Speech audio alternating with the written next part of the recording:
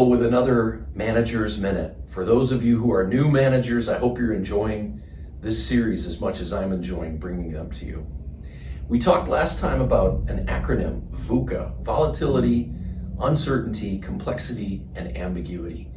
Frankly, my friends, the best managers become very skilled in handling these things. So how do you do it? Well, you've got to be patient.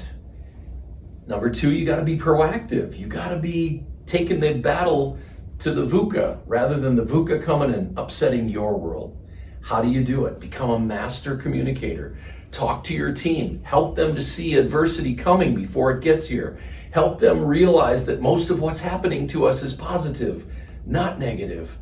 And make sure that everybody learns how to sift their way through complexity and figure out what's important and maybe what's not so important.